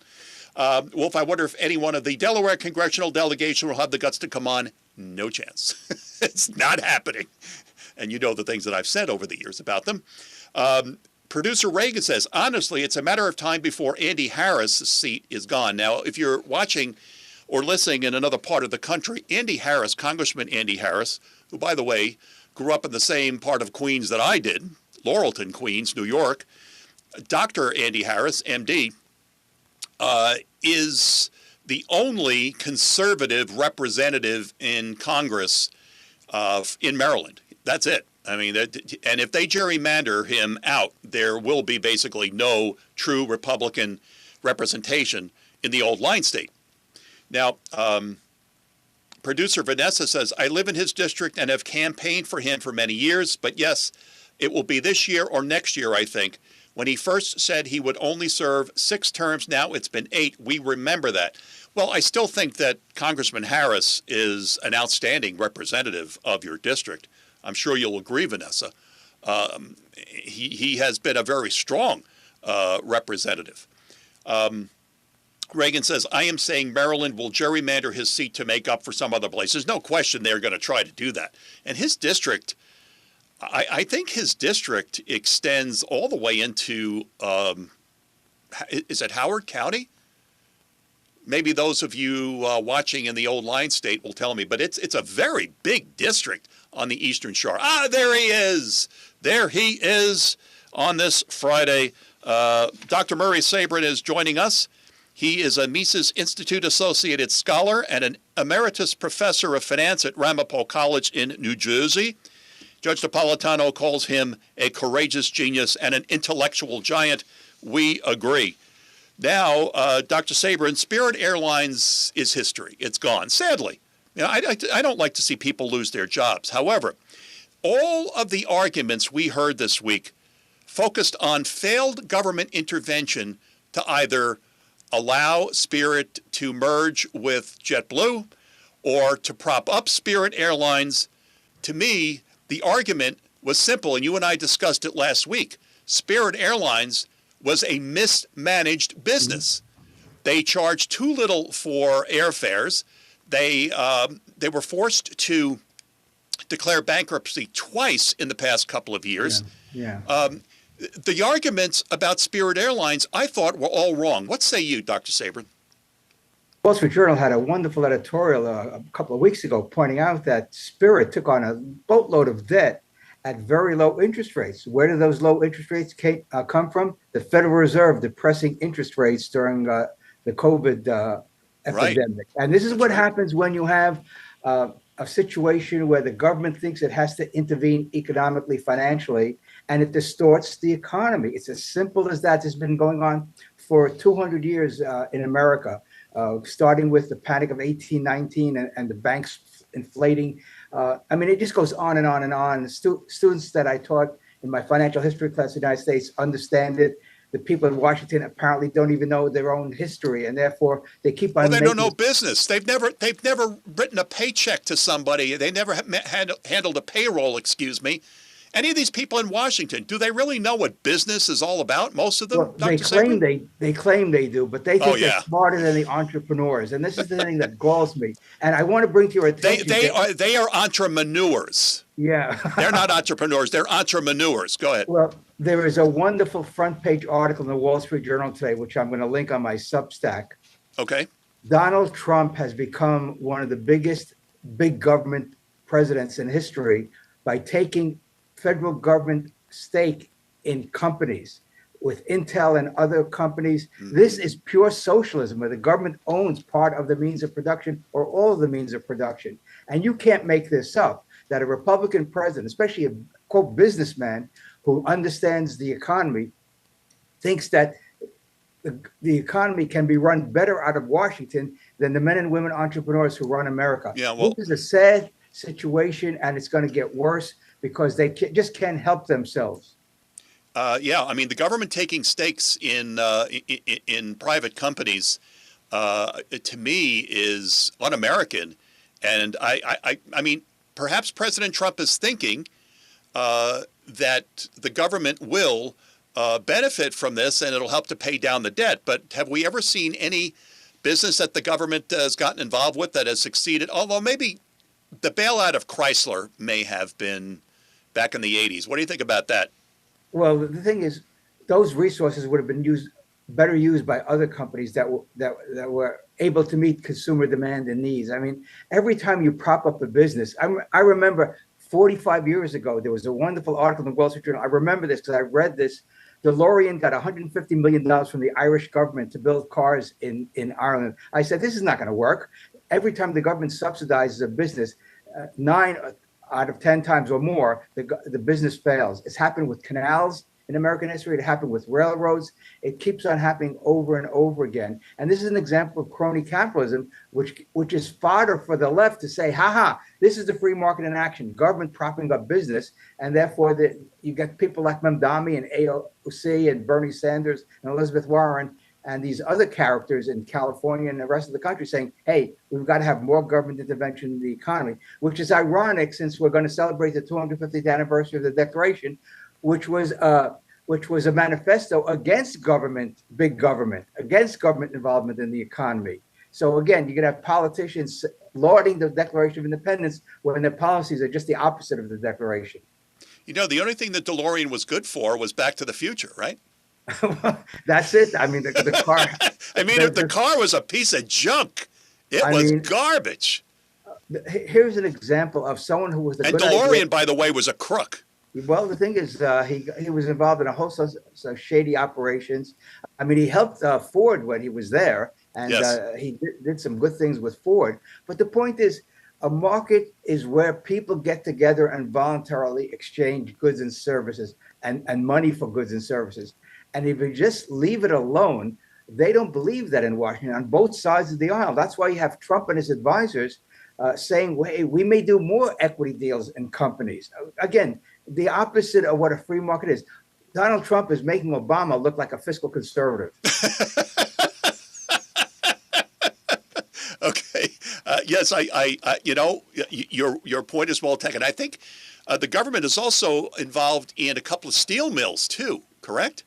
Yeah, I haven't got the details under my belt, but the point is they keep on getting involved in businesses because Trump's worldview is that manufacturing is the key. Well, manufacturing is very important. It's one of the foundations of the economy. That's why you have a market to determine which companies should survive and which ones should go by the wayside and have their assets taken over by somebody else, either in a bankruptcy or a liquidation, and we move on. Instead, they want to prop up these entrepreneurs who don't do a good job, all these businesses that are failing, and that's why we have a profit and loss system. Profits tell entrepreneurs you're doing great because the consumers are willing to buy what you're offering. Losses tell the entrepreneur either change your business model, change the product, or go out of business. It's as simple as that. The marketplace is a report card. Profits and losses are a report card of how businesses are meeting the needs of people. Spirit Airlines, the fact that they had to declare bankruptcy twice, they were a failed business. They couldn't make money. And the argument that the Biden Justice Department used and the judge that was in the case saying that it would hamper competition. This is nonsense. Competition is not a numbers game. It's a process where companies compete against each other. You could have one company that does a lousy job and then other companies come in to take away squeezes them out. Share. Yeah, absolutely. And they just don't understand this in Washington. And unfortunately, there are too many economists who also believe in this nonsense that markets are unstable and therefore we need the wise hand of government officials. Who are these smart people? If they were so smart, they would start businesses and make oodles of money. The only thing that judge knew about the proposed merger was that he doesn't have enough leg room in first class when he flies first class, right? I tell you, these judges don't know anything about economics. They probably don't even know much about the law because some of the laws they've upheld are really harmful to the people, and they just undermine a free society. Before we get to your message for this week about Countdown to 250, I don't know if you had a chance to look at the front page of the New York Post this morning, but the headline said, blue states have bled $2 trillion in wealth to red states in the last decade, and New York leads the pack. How can blue states survive with a massive exodus unless they come crawling to Washington when other people's money runs out, Dr. Sabrin? They don't get it. Mamdani is probably one of the dumbest people I've seen in American politics in my lifetime. And that's saying a lot because there have been a lot of dumb people in American politics. Obama, for one. Well, Joe Biden and... oh, yeah, that's true. Yeah. And George W. Bush wasn't great either. And so you have a confluence of really bad ideas coming together in Illinois, California, New Jersey, my former state, and you take the former governor very well. This is how states and localities lose businesses and lose people. New York City lost 100,000 people the last year, and it's going to accelerate. If you don't have to be in New York City... Well, it's not just the people, Dr. Sabrin. Yeah. It's Ken Griffin and Citadel. Yeah. He's out of there. He's not building that big, huge office building on Park Avenue now. He's moving more of his business down to Florida. Yeah, I mean, CNBC had a good take on this morning. Yes, they did. 1% of New York wage earners or salary earners pay 45% of the taxes in New York City. This shows you how skewed the tax code is. And the bottom 50% pay less than 1/2 of 1%. My solution is very simple. I wrote about this in 1995. Let's have a tax-free America so people keep their money, businesses keep their money, and they do what do best: invest, spend, and save for their families, for their communities, with nonprofits. And this is I think the message of the Declaration of Independence: get the government out of the way so people can flourish. And that was President Reagan's message, right? Get Absolutely. the government off the backs of Get the government Americans. over. Unfortunately, he was a big spender too. If you look at the budgets under Yes, the he Reagan was. administration. Yeah, And, he didn't. I think he didn't have the. He'd have the wherewithal to tell Tip O'Neill to get lost with all the spending. Reagan did not cut the budget as much as, well, let's put it this way. His budget increases are a matter of public record. Dr. Sabrin, what message you want to leave for us this week on Countdown to 250? Well, we're getting closer to July 4th, and I'm going to be really fascinated to hear both Republicans and Democrats talk about the Declaration of Independence and what it means for the country. They'll talk about free society, but yet, given all the spending that's going on, the undeclared wars that are occurring, Thomas Paine wrote some great stuff against the foreign entanglements back in 1776, and others have written about that. And here we are 250 years later, and we're still involved all over the world with bases, with military personnel, spending money like there's no tomorrow. The military budget is increasing at such a rapid rate, and the interest on the national debt is increasing at a rapid rate. This is unsustainable, Jake, and it's going to come. The chickens are going to come home to roost in the not too distant future. Well, our GDP now is like 100% of. That statistic was this past week, right? Didn't our GDP? The interest on the debt is interest on the debt now is 100% of our GDP, right? It's no, the debt, the privately held debt is 100% of GDP. Oh, okay. Privately held debt is 100, and that's not good. No, historically, when countries have reached this threshold, bad things happen. The central bank steps in and prints up money to buy up some of the new debt. Oh boy. And this is why I've been writing about this for decades. And now we're seeing the end result of this massive welfare warfare state that's been occurring since the end of World War II. And it's accelerated since COVID. It has really accelerated at a level that a few years earlier would have been unthinkable. Doctor, thank you so much. Dr. Murray Sabrin, Mises Institute Associated Scholar and Emeritus Professor of Finance at Ramapo College in New Jersey. Thank you, Doctor. See you next week. All right. See you next week. Thank you. You're watching Your News Talk America. We'll be back in just a moment. Salute the troops comes your way as well.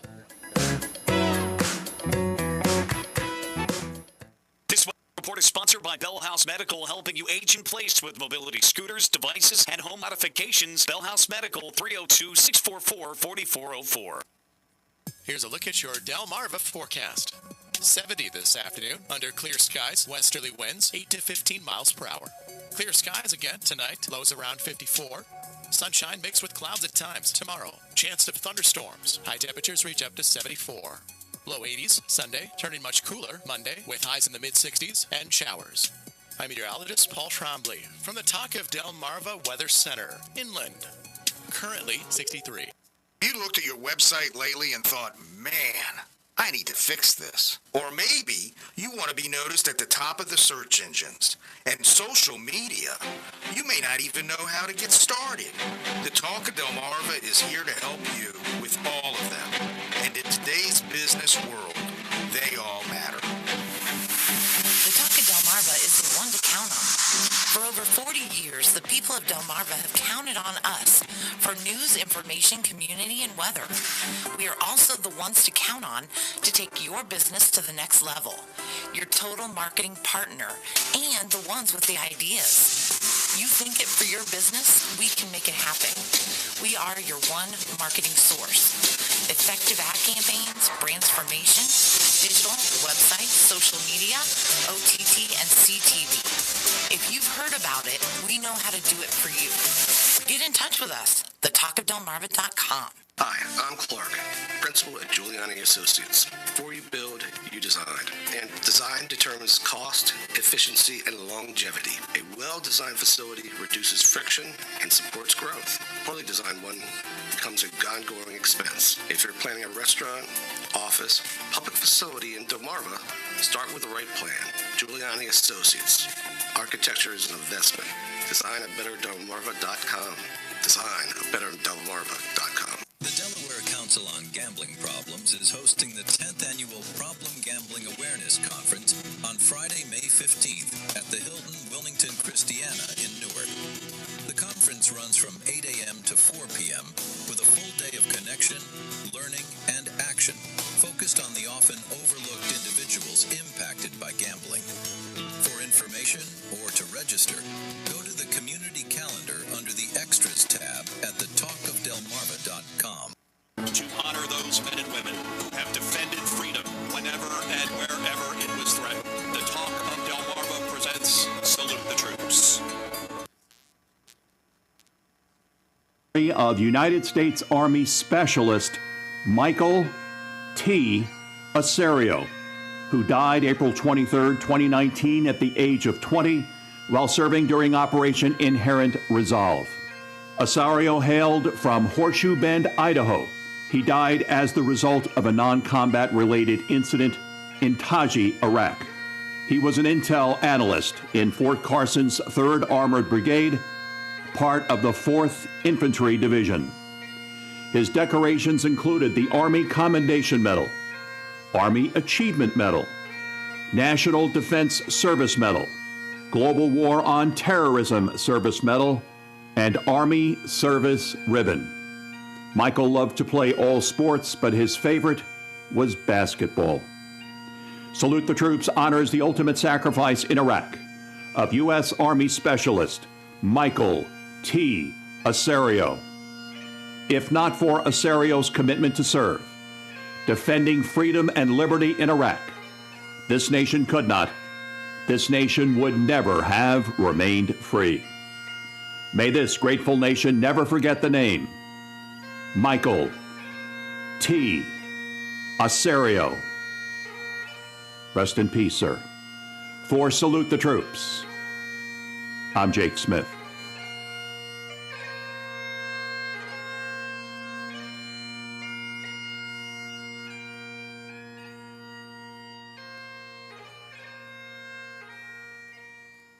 When I left the military, I was excited for a fresh start, but civilian life has been harder than I thought it would be. Figuring out a new career while also being a good mom, wife, and friend. Some days I'm barely keeping my head above water. I finally realized that it's hurting my mental health. To get back to enjoying life again, I needed to get help. Discover how other women veterans like me have learned to thrive after military service by taking care of themselves and their mental health. Visit maketheconnection.net/womenveterans. Broadcasting from the Meineke Car Care Center studio. It's your News Talk America on 92.7 WGMD. The Talk of Delmarva. All right, we're back in DS2. It's been quite a morning. Rocket Man says, great show today, Jake. Many thanks to you and WGMD, that is one of our flagship stations, for providing us the truth. Sincerely, Rocket Man, formerly known, as Producer Bob. He changed his name to Rocket Man. Okay. Producer Vanessa says, great show. Thank you, Vanessa. Glad you could be with us today. Want to get to a comment before we get to a call. Timber Cruiser, one of our producers, says in the Dial Lounge, if you remember, Jake, the late Rush Limbaugh said that New York City would never be the same after COVID. He said that there would be a lot of vacant offices because businesses figured out that they only needed a small footprint. That means less tax revenue for the city leaders to squander. He's absolutely correct. And a lot of those companies, well, let's put it this way. Citadel, Ken Griffin's company, they've already had operations in Miami, and thanks to Kami Mamdani, they're expanding their operations in Miami. So good points. Thank you for remembering that Rush said that, and he did. New York is never going to recover from Bill de Blasio and the Kami Mamdani. They're never going to recover. And you know what? He's fine driving away the millionaires and billionaires. He's okay driving them away. And okay, so then the people in New York City that put these people in office, please don't come crawling to Washington for help, because we don't have any money either. Washington's bankrupt too. What are they going to do? Print more money to bail out California, bail out New York? All right, let's go to, I should have thrown Illinois in there too, and Chicago. All right, let's go to Will is on line 1. Meineke doing Car Care Right Talk lines. Will, thank you for waiting. Please go ahead. With a quick thank you, Jay. You're providing a very valuable public service periodically by having Dr. Murray Sabrin on. He's with the Mises Institute. Yep. I've known him since 1993 when he was a professor. He was very popular with his students at Ramapo College. He is now with the foremost free market think tank, probably, certainly in the United States, has actually replaced the University of Chicago and for a while NYU University when I was there in the 1990s as the foremost free enterprise think tank. Murray Sabrin, as you hear, he's so approachable. That's why students loved him. And for you to have him on Fridays, you're doing a 5-star out of a maximum 5-star regular public service, Jay. Oh, thank you. And I'm trying to remember which one of our producers, I think it was 3M, liked his idea of no taxes, let businesses and Americans do with their money what they want to do. I don't see here. He's a great producer. He's right. Yep. He's absolutely right. All right. Well, thank you very much. We appreciate you calling in on the Meineke Doing Car Care Right Talk lines. As I mentioned earlier in the program, the Trump administration has released the UFO files. Now, I don't know if all of the files are released. Here we go again, like with the Epstein files. Were all the files released? Were they not? But there were some interesting things that were released, as with the JFK files and the Martin Luther King files. It's interesting that Apollo 12 and Apollo 17 astronauts, when they were on the moon, cited UFOs. And there were reports made, and there were photographs or film shot of the UFOs by the astronauts, again, Apollo 12 and Apollo 17. And Apollo 12, I think, Apollo 12 was 69, and Apollo 17, I think, was 1972. But here the astronauts are on the moon, and we've heard that even the space shuttle astronauts had encounters or close encounters with UFOs. And as I mentioned earlier, over my broadcast career, worked on a lot of UFO programs. Most of the claims that people said, well, they saw UFOs turned out to be military aircraft, especially for years. For several years, we were hearing people, they were reporting that they saw this flying wing. Well, it turned out to be the stealth bomber flying in the middle of the night. Never heard, had no sound. Well, of course, the stealth bomber is, that technology. It doesn't sound like a regular jet. But a lot of those claims of people seeing UFOs were military aircraft that were being tested. So, but some of them weren't. Some of them aren't. I've had UFO sightings myself. What are they? I don't know. This is not Coast to Coast AM, the show that usually does the UFO coverage on their nightly syndicated show, but it's going to be interesting. I'm going to certainly take a look at some of the files that were released by the White House with respect to UFOs. But clearly, the U.S. government is not saying anymore that UFOs don't exist. Their position has changed. UFOs exist. We have evidence, but we don't know exactly where they're coming from.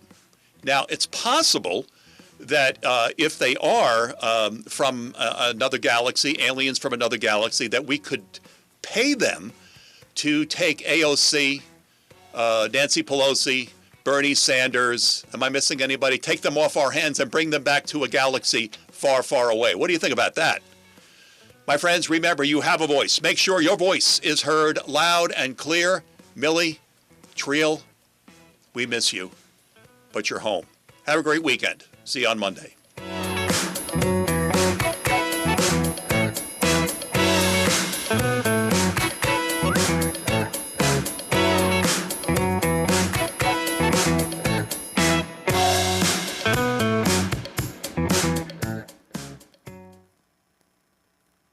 Official talk radio station of the White Marlin Open, WGMD Rehoboth Beach, Ocean City, and WUSX Seaford Salisbury. News Talk